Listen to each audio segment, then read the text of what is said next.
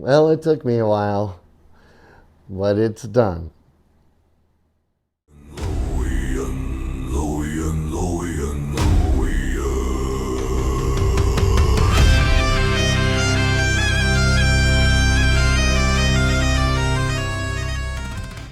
Hey everybody, I'm Brant, and today I am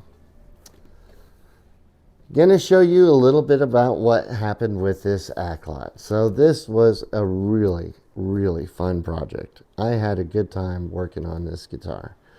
I had a really good time finishing the body. Honestly, this is the first time I've done anything like this. And I had a lot of help from everybody on YouTube that has done this before me. And I have a pit crew. Thank you, Jason. Thank you, John. Thank you, Ted. And thank you, Chris. Those guys are really great. Anytime I had a question, just asked and they let me know. And they gave me the tips what I would need to do to finish this guitar body. And I gotta say, it's not exactly what I wanted. It's pretty dang close. And I'm super happy with it. I think it came out great.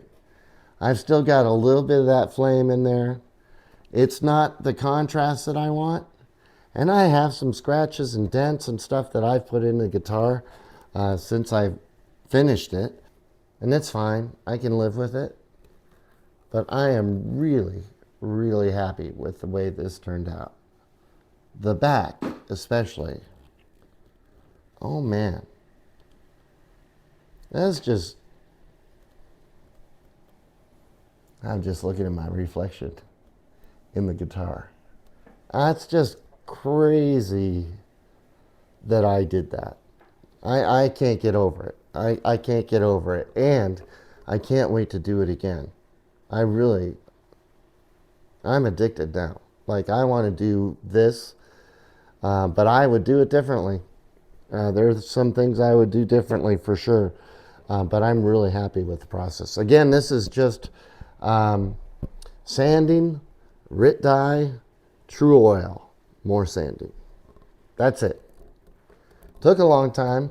30 coats of true oil. But I'm happy. I'm happy. And the Howard's Feed and Wax on the back of that neck, that's some good stuff, Maynard. Got everything shiny. I didn't have any unlevel frets on this guitar, at least not unlevel to the point where it would make any difference. I don't even remember. If there were any high spots, they weren't significant enough that I needed to file anything down. So I was really happy about that. I did not have to put in a neck shim for this. Everything's set up with low action, intonated. The nut, that's a different story. I'll get to that.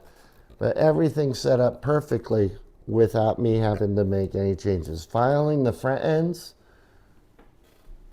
which for me, they're the closest I've ever got to looking like ball end frets that I've ever done.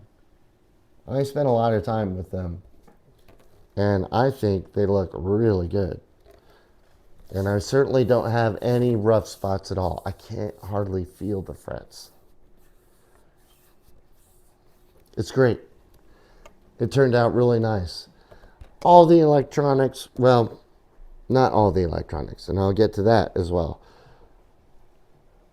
All the parts, for the most part, are stock. They are stock parts. I didn't have to replace anything. I really didn't. The tuners, they're doing okay. They're not the greatest tuners. They're not locking tuners or anything. But they're holding tune pretty well. For being stock tuners on a cheap kit, I'm impressed.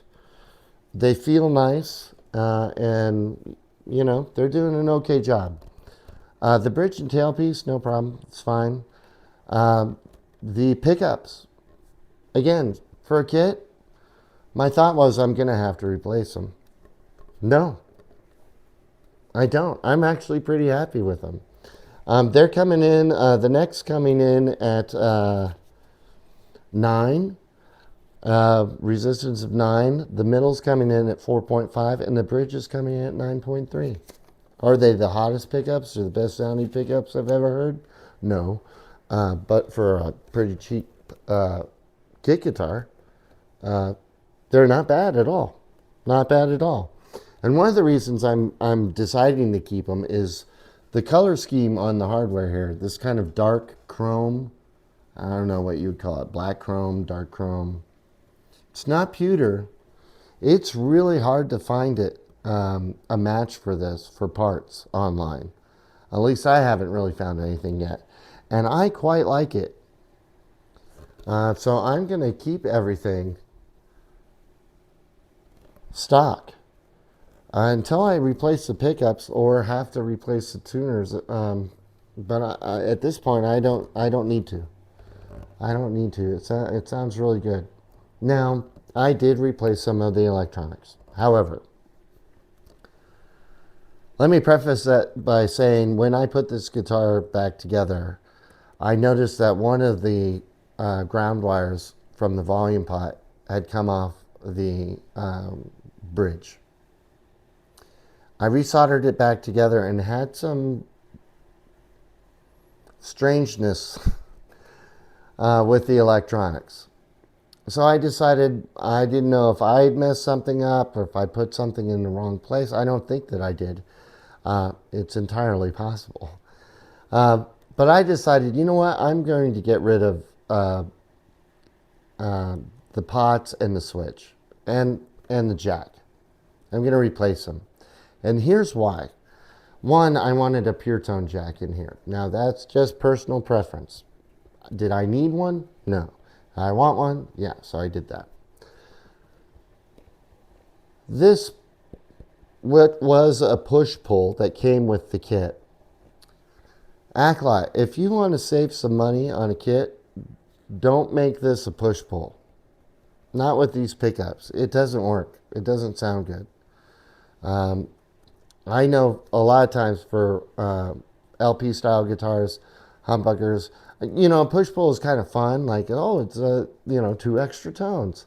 But in most cases, at least my experience and the people that I've talked to, it might be fun once just to see what it is.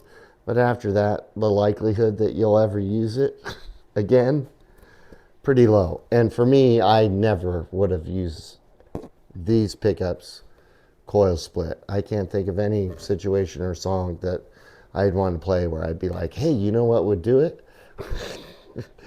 No. So Aklot, save some money. Just put a regular tone in there. That's it. That's all you need. With this pickup configuration, that's going to do the trick, honestly. So I did replace the switch and the pots with just a pre-wired set from SAPU or SAFU. You know the one who I'm talking about. And that was like 11, 12 bucks. So, and it all came pre-wired, so it was easy to put in. I did make a mistake, however. And because I had to reconnect everything to the new switch, I had to cut off the quick clips from the humbuckers. Well, when I did that, I didn't twist the wires together for the coil split. And I couldn't get anything out of the bridge pickup at all. So I texted the pit crew, and they were quick to point out what I had done wrong. And I got to say, thank you guys for that. I appreciate that. We got everything working now. The customer service at Aklot, if I haven't mentioned it already, you know, I had a lot of dings and scratches on the surface when I first unboxed the guitar, and I reached out to them, and they were generous and gave me a $60 refund on this guitar. And I have been emailing them back and forth, little updates here and there, problems I've had, which haven't been many. And they've been great in getting back to me and thanking me for letting them know about a particular issue or in seeing what they could do to help me resolve it. So let's talk about the issues real quick. I mentioned briefly all the scratches and dents. The packaging, Aklot looks great. It looks fantastic, but you're shipping these things. Just put it in a box or something where the parts aren't flying around hitting the front of the guitar. You do that, you'll save a lot of people a lot of stress and pain. Plus, it'll probably be cheaper for you to package it that way. It may not look as impressive, but you're selling on Amazon. You're not a display model at Costco or something. Change the packaging. Two, the hole for the pickup wires to go into the cavity on the back here, make that a bit wider, especially with those quick connect clips. Putting both wires through that tiny hole was near impossible for me, so I did have to widen that out. And we got that taken care of. Some of the screw holes,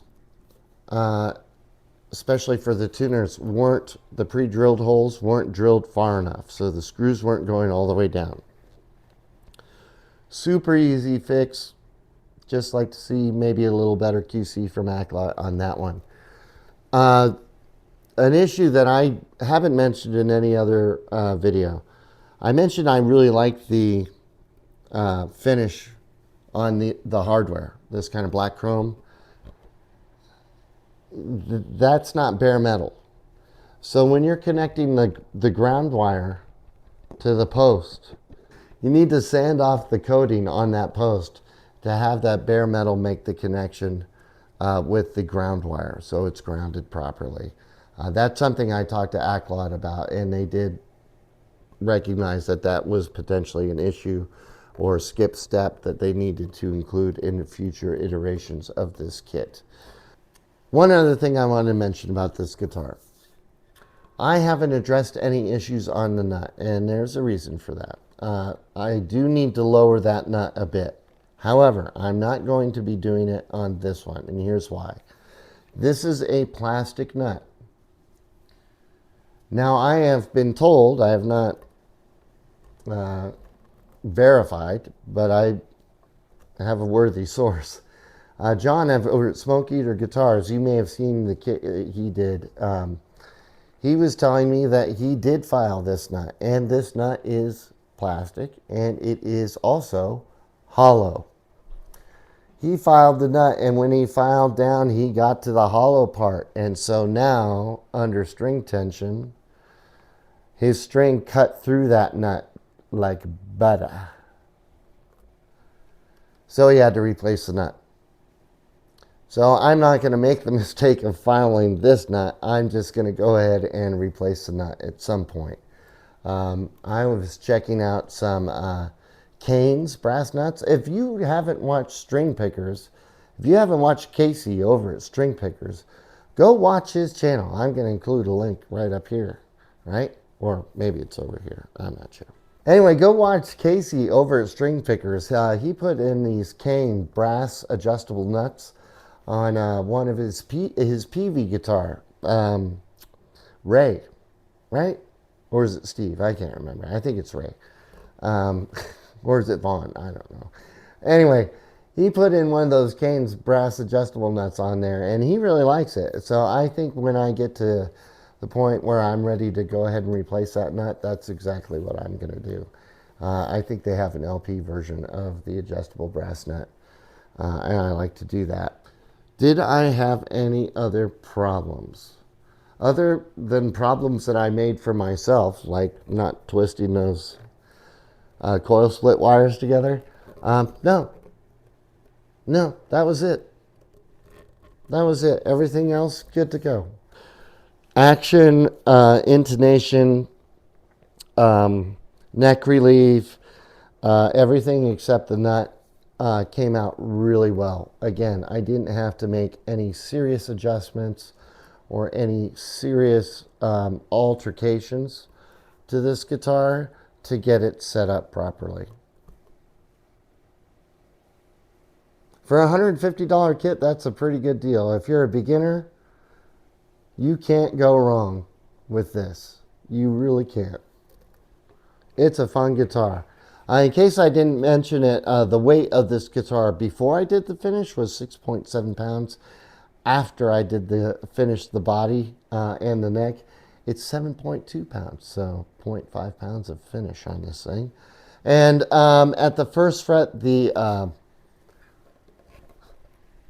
width this way, 2 yards. The depth of the neck, is that the right way to say it? Is 21.1 millimeters. Not quite your standard, but pretty thin for an LP style guitar. At the 12th fret, it's 23.01. This is a fast neck. With that Howard feed and wax and the fret work that I did on this guitar and the fret ends, I'm enjoying playing this guitar a lot. Speaking of which, let me let you hear a little bit of what it sounds like. I have it in the neck position on a clean channel. What do I want to play?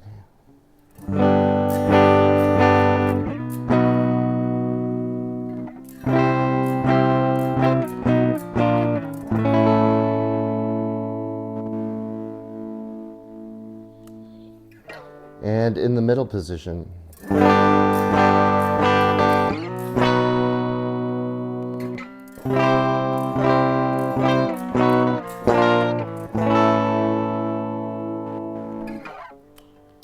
And finally, the bridge.